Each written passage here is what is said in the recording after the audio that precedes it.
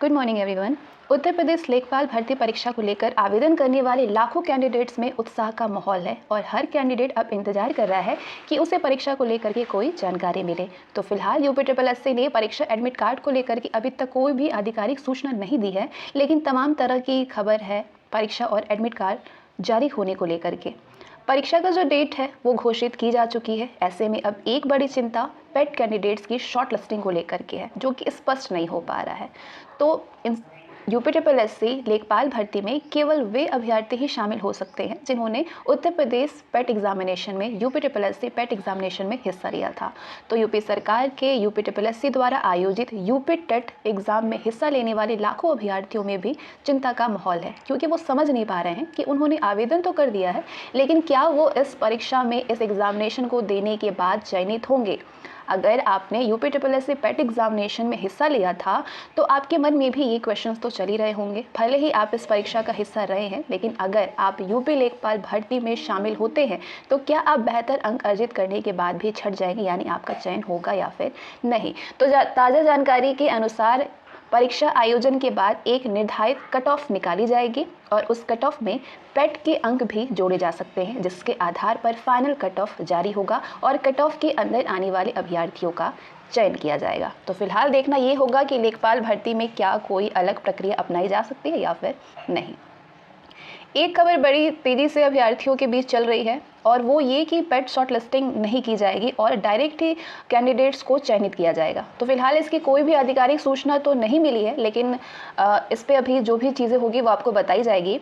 कुछ अभ्यर्थियों की चिंता और जिज्ञासा है, क्या मेंस परीक्षा बिना शॉर्ट लिस्टिंग के संभव है। तो आपको बता दें कि अगर यूपीएससी अपना निर्णय शॉर्ट लिस्टिंग को लेकर के बदलती है तो बिना शॉर्ट लिस्टिंग के मेंस एग्जामिनेशन करवाना संभव है, लेकिन क्योंकि पेट कैंडिडेट की संख्या बहुत अधिक है, इसलिए शॉर्ट लिस्टिंग एक बड़ी प्रक्रिया के रूप में भी सामने आ सकती है।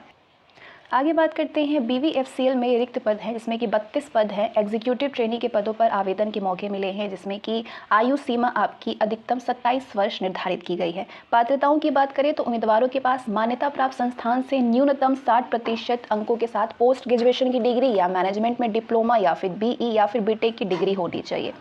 चयन की प्रक्रिया क्या होगी। चयन के लिए ऑनलाइन कंप्यूटर आधारित टेस्ट होगा, यानी सीबीटी एग्जामिनेशन होगा। ऑनलाइन टेस्ट में 2 भाग होंगे। प्रश्नों की टोटल संख्या 150 होगी, यानी 150 प्रश्न होंगे, जिसमें कि योग्यता कोर्स के 100 क्वेश्चन होंगे। सामान्य अंग्रेजी, रीजनिंग इत्यादि से 50 प्रश्न होंगे। टेस्ट में शॉर्टलिस्ट किए गए अभ्यर्थियों को पर्सनल इंटरव्यू के लिए बुलाया जाएगा। सीबीटी और पर्सनल इंटरव्यू के प्रदर्शन के आधार पर अंतिम मेरिट सूची तैयार की जाएगी।